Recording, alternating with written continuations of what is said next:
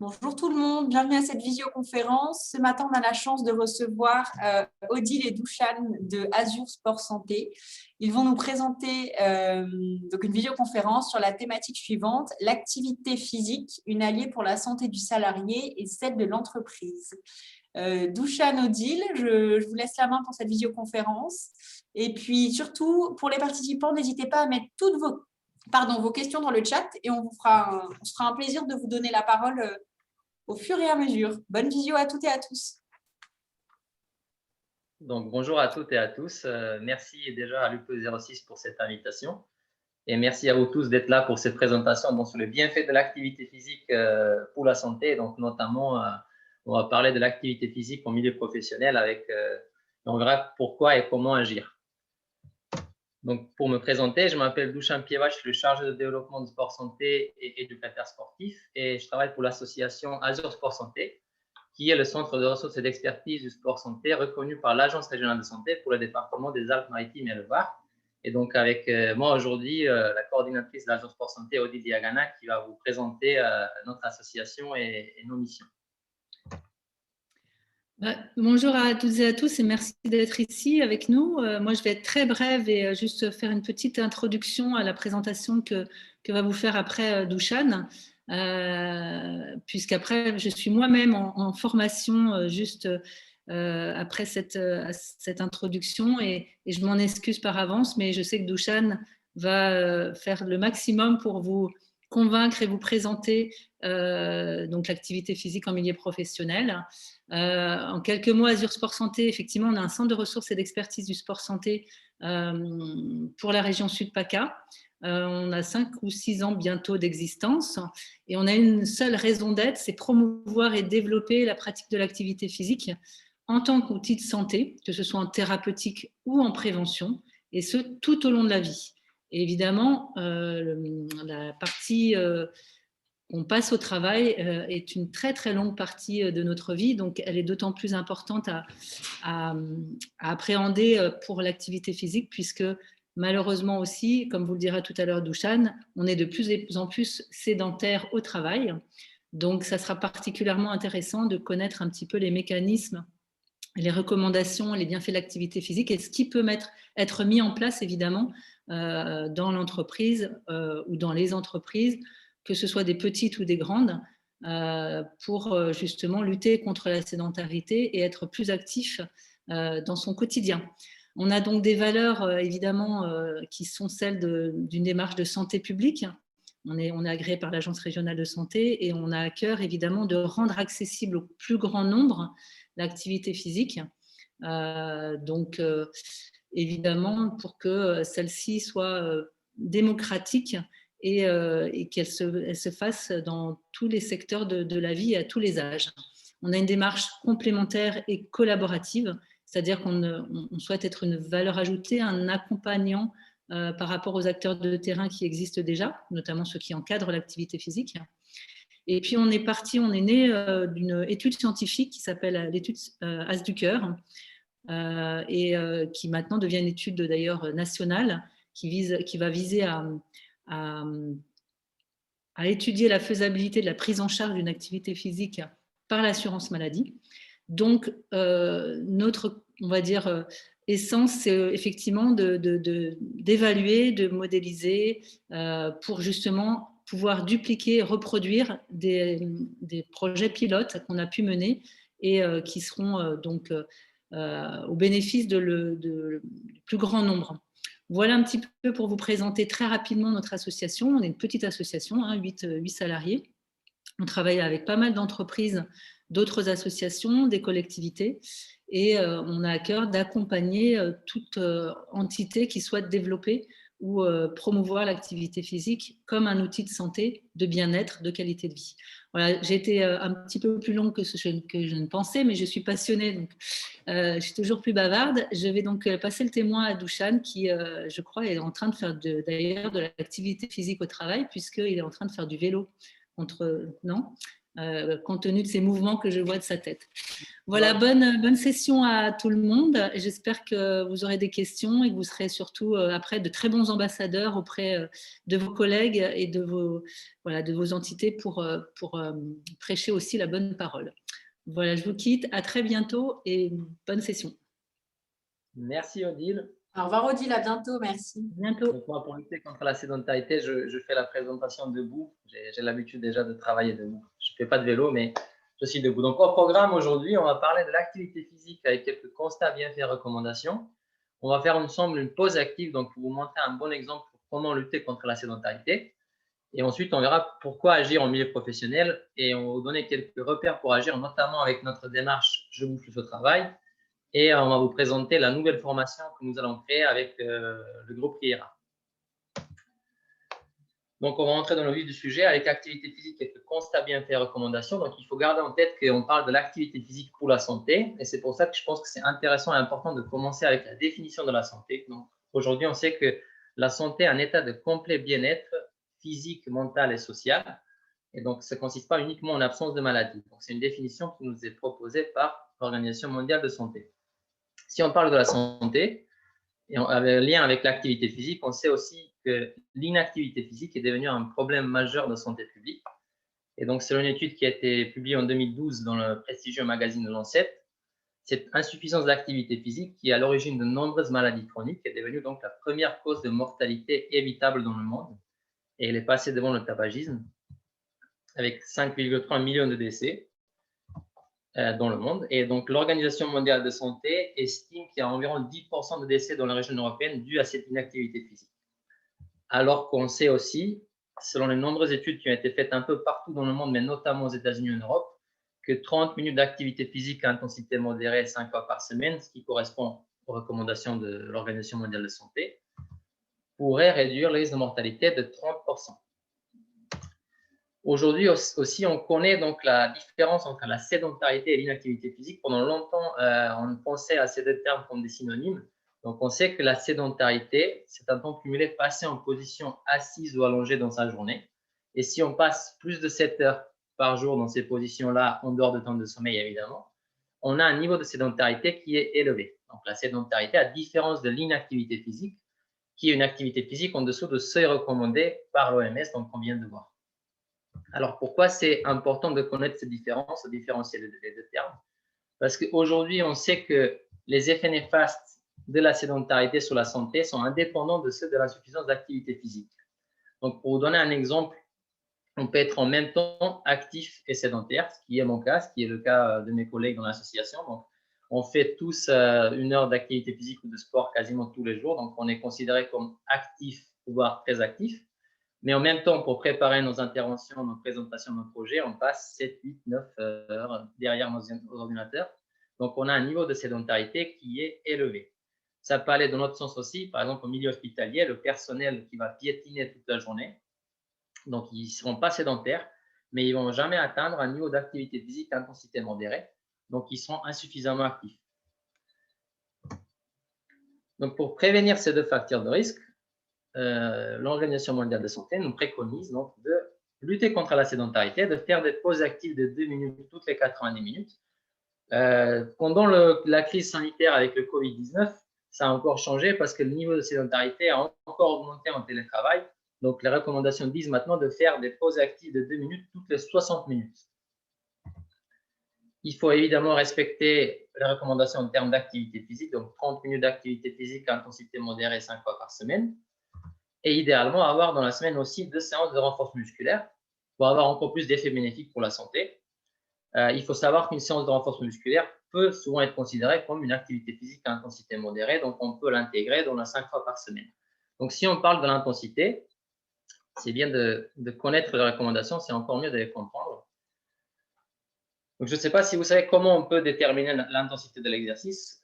Très souvent, c'est par rapport à la fréquence cardiaque. Mais pour ça, on a besoin d'avoir souvent soit des objets connectés, des cardiofréquencemètres, soit de prendre notre pouls avant, pendant, après l'activité, ce qui peut paraître, ce qui est des fois compliqué. Donc, c'est pour ça qu'aujourd'hui, je vous propose un outil qui est très simple et qui est validé scientifiquement, qui s'est montré comme très fiable, qui s'appelle échelle de Borg et qui est basé sur votre perception de l'effort. Donc, comme vous pouvez voir sur l'écran, par exemple, pour la zone modérée, c'est écrit « Je sens un effort », ça commence à être dur, mais on a des indicateurs qui nous aident à être encore plus précis. Ces indicateurs-là sont, en plus de la fréquence cardiaque, la respiration et la capacité de parler. Par exemple, dans la zone modérée, donc on a la fréquence cardiaque qui va s'accélérer, la respiration également. On sera toujours capable de parler, mais on sera plus capable de chanter.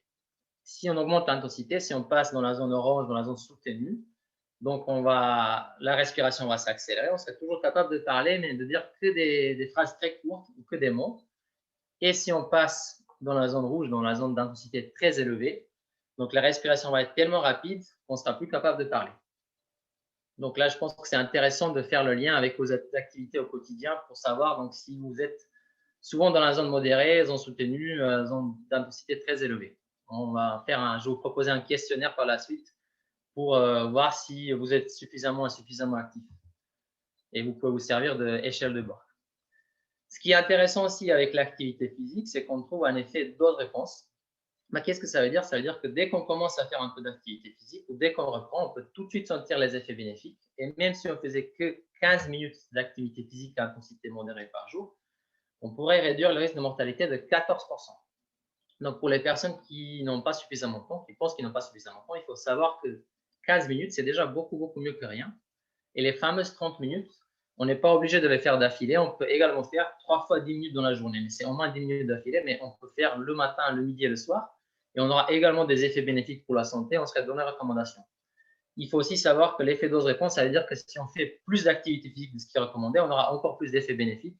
Et donc, les dernières études publiées par l'Organisation mondiale de la santé montrent que si on faisait environ 300 minutes, un mélange entre activité physique modérée et soutenue, on peut même jouer sur les effets néfastes et réduire les effets néfastes de la sédentarité.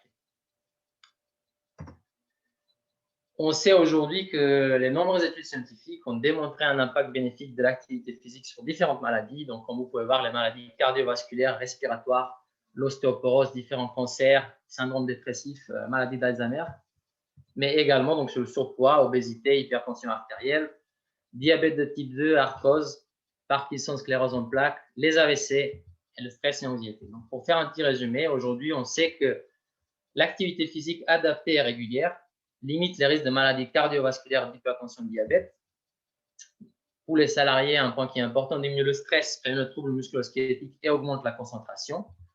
Si elle est faite en groupe, l'activité physique participe à la création et au maintien du lien social. Les deux points qui sont importants et intéressants pour nos seniors, elle aide à la prévention de l'ostéoporose et des chutes et prévient la perte d'autonomie. Elle diminue le risque de développer certains cancers, notamment le cancer du sein et le cancer du côlon, et c'est montré comme le meilleur médicament pour les rechutes, pour le cancer du sein, avec 40% de rechutes au moins pour les personnes actives. Et finalement, l'activité physique améliore le souffle, la qualité de vie, la qualité de sommeil et l'humeur en général. Donc, on sait que l'activité physique impacte nos hormones, donc notamment l'endorphine et la dopamine, qui ont un impact positif sur notre état psychologique.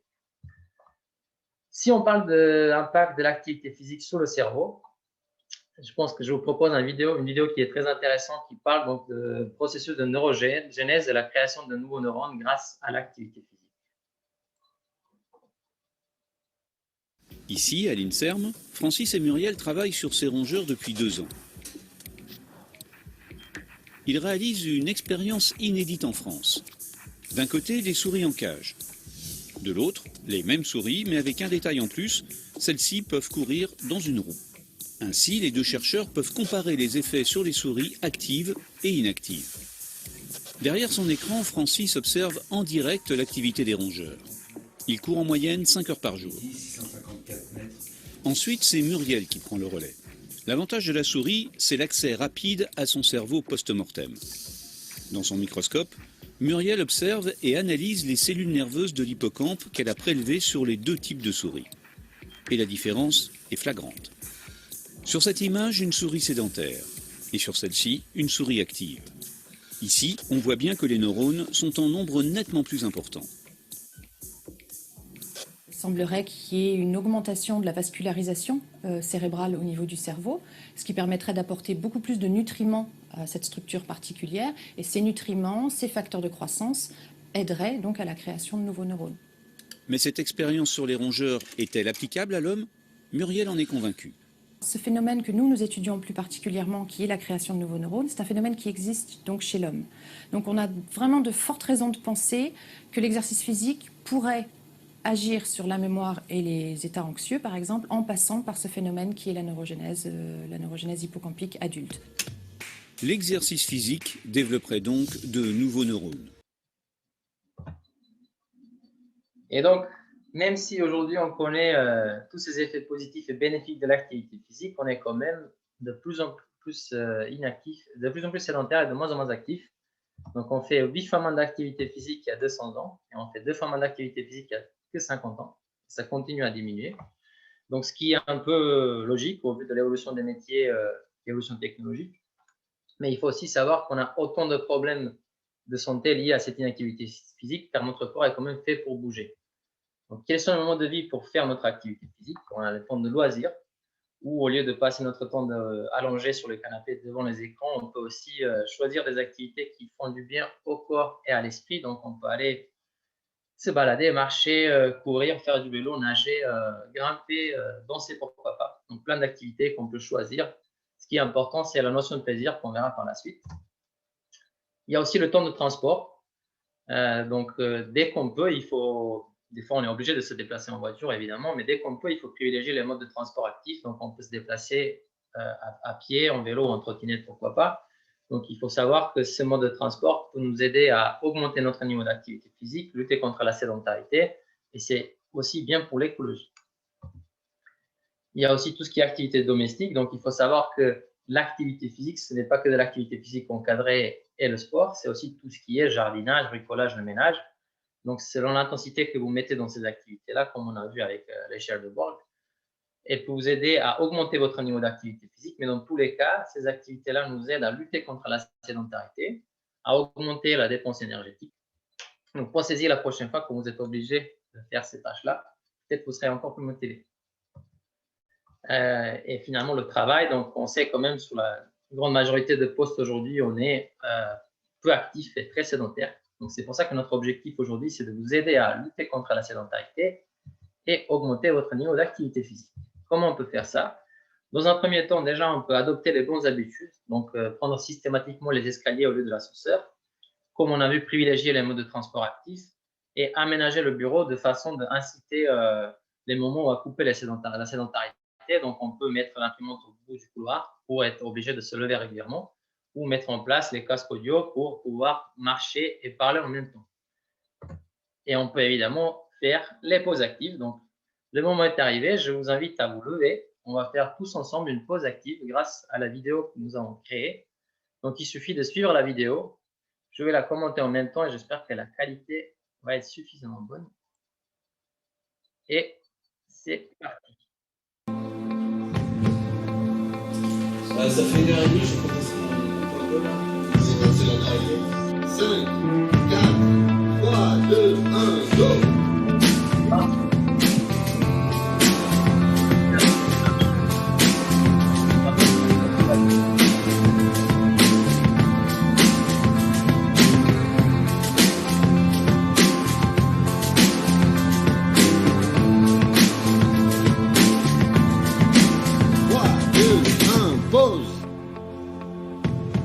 Respirez, on se prépare. Pour la deuxième, on va faire un peu de long. 5, 4, 3, 2, 1, go! 3,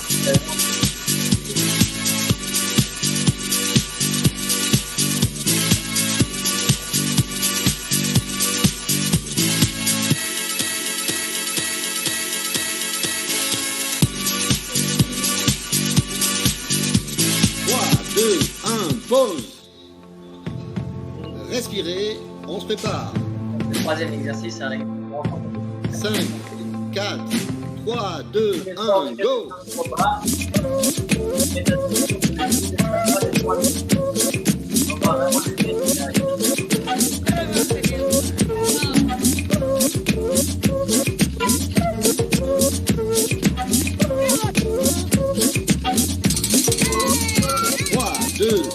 Pause. Respirez, on se prépare. 5, 4, 3, 2, 1, go!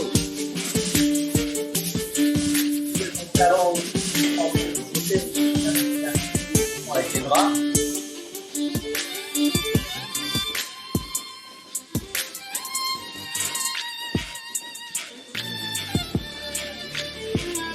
Trois, 2, 1, pause. Respirez, on se prépare. Et on finit avec un étirement. 5, 4, 3, 2, 1, go! Voilà.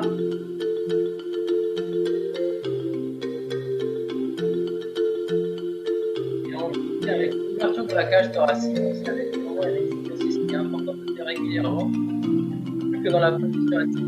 3, 2, 1, On a pause. tendance à fermer la cage thoracique, d'avoir des épaules. C'est quelque chose que vous pouvez faire régulièrement. Si c'est le cas, vous pouvez la trouver sur notre chaîne YouTube Azure Sport Santé et il y a d'autres vidéos de pause active sur différentes thématiques. Donc, quelques conseils pour réussir son retour à un mode de vie actif. Donc, c'est la notion de plaisir, comme je vous disais tout à l'heure. C'est très important de choisir une activité avec une notion de plaisir parce qu'on sait que cette notion de plaisir est en lien direct avec la motivation intrinsèque de quelque chose que vous avez envie de faire. Et on sait que cette motivation intrinsèque va prédire donc la régularité. Et la régularité, on sait que c'est la clé pour avoir les effets bénéfiques pour la santé. Donc, un exemple qui n'est pas forcément un bon exemple, c'est les salles de fitness. On a beaucoup de personnes qui vont prendre des bonnes résolutions en janvier, qui vont s'inscrire dans les salles de fitness pour faire 3, 4, 5 séances et arrêter complètement après. Donc, ce n'est pas l'objectif. L'objectif, c'est vraiment de choisir une activité que vous aimez bien et que vous pouvez faire sur le long terme. Évidemment, il faut aussi adapter l'activité à nos capacités physiques et à notre santé. Donc, par exemple, quelqu'un qui ne marche jamais, il ne va pas se lancer à marcher tout de suite 10 000 pas par jour. Il va commencer à 2 000 ou 3 000 pas pour arriver progressivement à 5 000 6 000 pas au bout de quelques semaines ou quelques mois, chacun à son rythme. Donc, le questionnaire de Marshall pour déterminer votre niveau d'activité physique et de sédentarité, c'est un questionnaire qui est très simple. Pardon, voilà. Première question qui concerne les activités physiques intenses, donc intensité soutenue comme on a vu dans l'échelle de Borg. Donc, combien de fois par semaine faites-vous 20 minutes d'activité physique intense au point de transpirer ou de haleter? Vous avez quelques exemples entre parenthèses, mais n'hésitez pas donc à faire le lien entre l'échelle de Borg et les activités que vous faites au quotidien. Si vous faites ce type d'activité 3 fois par semaine ou plus, c'est 4 points. Si c'est 1 à 2 fois par semaine, c'est 2 points. Si c'est jamais, c'est 0 points. Deuxième question, combien de fois par semaine faites-vous 30 minutes d'activité physique à intensité modérée, la marche rapide ou autre, qui augmente votre fréquence cardiaque et qui vous font respirer plus fort que normalement? Vous avez encore une fois quelques exemples entre parenthèses. Si c'est 5 fois par semaine ou plus, c'est 4 points. Si c'est 3 à 4 fois par semaine, c'est 2 points. Si c'est 1 à 2 fois par semaine, 1 point. Et si c'est jamais, c'est 0 point. Donc, vous allez additionner les deux scores. Si le score est égal ou supérieur à 4, vous êtes suffisamment actif. Plus le score est élevé, mieux c'est. Et si le score est entre 0 et 3, vous êtes insuffisamment actif et il faut trouver un moyen pour augmenter votre niveau d'activité physique. La question qui concerne la sédentarité, en cumulé, combien de temps passez-vous en position assise ou allongée par jour, en dehors de temps de sommeil évidemment? Si c'est plus de 7 heures par jour, vous avez un niveau de sédentarité qui est élevé. Et c'est encore plus important de faire régulièrement des pauses actives et de couper ces moments de sédentarité. On va passer à la deuxième partie, pourquoi agir en milieu professionnel? Donc, on a déjà vu que l'inactivité physique est à l'origine de nombreuses maladies chroniques. On sait aussi que, selon une étude qui a été publiée encore une fois dans notre prestigieux magazine Lancet en 2016, le coût de l'inactivité physique dans le monde était de 67,5 milliards de dollars en 2016, avec environ 54 milliards qui étaient liés à des dépenses de santé et un peu moins de 14 milliards qui étaient liés à la baisse de productivité, donc qui étaient calculés par rapport à l'absentéisme des salariés. Donc, on sait aussi qu'il y a 87% de dirigeants qui ont entendu parler des bénéfices, des bienfaits de l'activité physique en entreprise. Il y a seulement 18% qui proposent donc, une offre d'activité physique au milieu professionnel. On a vu aussi le problème de sédentarité. Une étude qui a montré qu'entre 1994 et 2010, Le pourcentage des salariés qui passent et de cadres qui passent plus de 20 heures par semaine en position assise devant les écrans. Donc, pour les cadres, ça a quasiment triplé. Pour les salariés, ça a doublé. Et on voit aussi, selon un rapport de l'ONAPS, donc l'ONAPS, c'est l'Observatoire national d'activité physique et de la sédentarité, vous pouvez voir le temps passé devant les écrans, hors activité professionnelle et temps scolaire. Donc là, vous pouvez avoir une idée que même en dehors de travail, on passe beaucoup de temps devant les écrans. Vous pouvez voir pour la population adulte, si on parle de travail, que c'est quasiment en moyenne 5 heures par jour passées devant les écrans, et on a quasiment 44% de personnes qui passent donc plus de 7 heures, qui ont un niveau de sédentarité qui est élevé.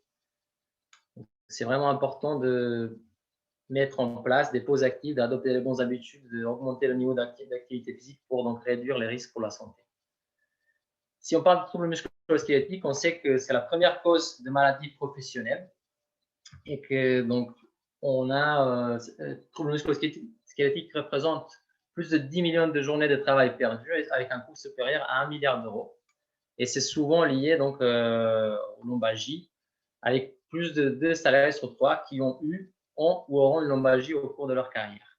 Donc, c'est très souvent lié à une mauvaise posture et à un temps de sédentarité qui est élevé, donc parce que voilà, on ne peut pas tenir une bonne posture pendant longtemps. Donc, c'est encore une fois l'importance de l'activité physique, travailler le renforcement musculaire, les étirements et couper ces moments de sédentarité régulièrement pour prévenir les lombalgies et autres troubles musculo-squelettiques. Donc, si on parle de bénéfices de l'activité physique au milieu professionnel, on sait qu'on a des bénéfices pour les salariés, pour l'entreprise et pour la société. Donc, pour les salariés, c'est une bonne partie qu'on a vue déjà au cours de cette présentation au début. Donc, on va augmenter la pratique d'activité physique, améliorer la condition physique et avoir donc tous les effets bénéfiques qu'on a vus pour la santé. On va lutter contre la sédentarité, donc diminuer le niveau de sédentarité. On va aussi réduire tout ce qui est douleur et les troubles musculo-squelettiques. Il y aura moins d'arrêts maladie et d'arrêts de travail et moins de dépenses de santé individuelle avec un meilleur bien-être au travail. Pour l'entreprise, selon différentes études, on peut réduire l'absentéisme entre 6 et 32%. Il y a moins de turnover avec 25% de turnover en moins.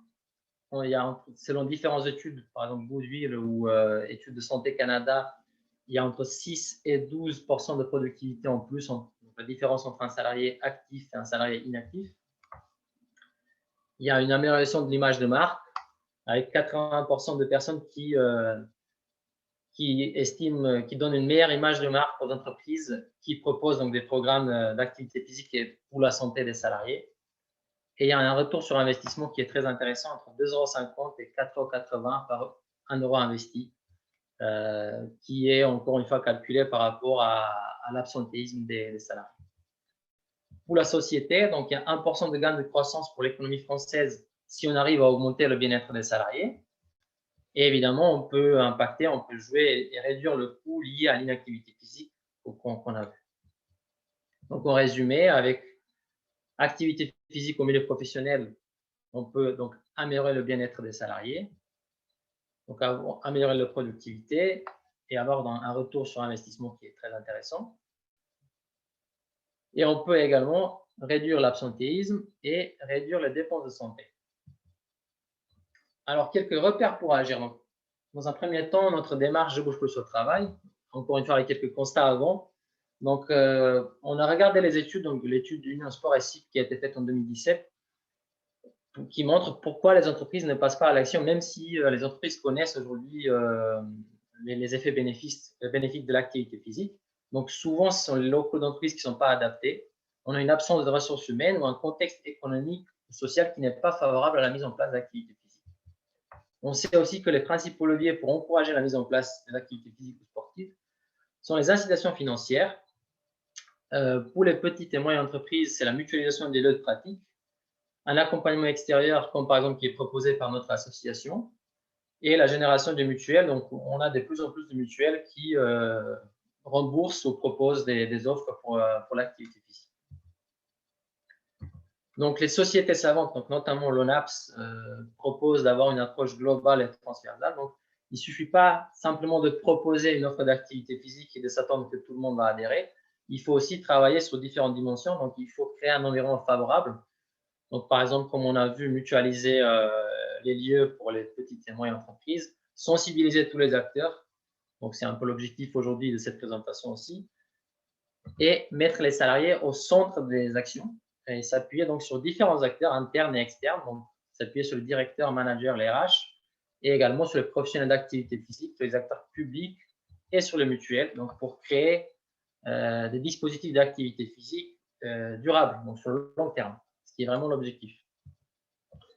Donc, on a, dans l'association Azure Sport Santé, on a créé cette démarche Je bouge plus au travail et on a adopté cette approche globale qui est recommandée pour faire différentes étapes. On peut, donc, tout est à la carte, on s'adapte aux souhaits des entreprises, des organisations professionnelles. C'est un accompagnement qui est adapté à toutes les organisations professionnelles avec l'idée de sensibiliser la direction et les salariés, de faire une analyse des besoins avec les salariés et voir qu'est-ce qu'ils ont envie de faire, quels sont les vrais besoins. Proposer la co-construction, donc co-construire le dispositif d'activité physique avec les salariés. Ensuite, selon les envies et les possibilités, mettre en place un dispositif et également faire une évaluation et suivi pour faire un retour et des modifications éventuelles. Selon le type de problématique qu'on peut rencontrer en entreprise, on peut proposer différentes modalités d'action. Donc, si c'est un problème avec l'inactivité physique, on peut faire bouger les salariés avec différents programmes d'activité physique. Si c'est un problème de sédentarité, donc on peut réfléchir ensemble à différentes techniques comme aménager le bureau, mettre en place des vidéos de pause active, mettre en place des pauses audio, encore une fois, pour parler et marcher en même temps, privilégier les modes de transport actifs, etc. Et si c'est un problème avec les activités physiques intenses ou le trouble musculo-squelettique, on peut mettre en place des programmes, des actions d'échauffement avant de prise de poste ou des étirements réguliers au cours de la journée et qui sont montrés comme très efficaces. Avec ce type d'action, ce type de programme, on peut réduire les accidents de travail et le trouble musculo-squelettique de 40%. Il y a aussi la formation que nous allons créer avec le RIERA Group, que je tiens à remercier à cette occasion pour cette collaboration. Donc, la formation intitulée donc l'activité physique, un allié pour la santé du salarié et celle de l'entreprise, va durer, ça va être sur une journée où on peut s'adapter encore une fois aux besoins et aux souhaits des entreprises. On peut proposer 2 demi-journées. C'est une formation comme la démarche Je bouge le travail qui est vraiment adaptée à toutes les organisations professionnelles qui sont motivées, qui ont envie de connaître donc plus sur l'activité physique et d'autres déterminants de santé qui sont en lien, donc l'alimentation et le sommeil, mais également le stress.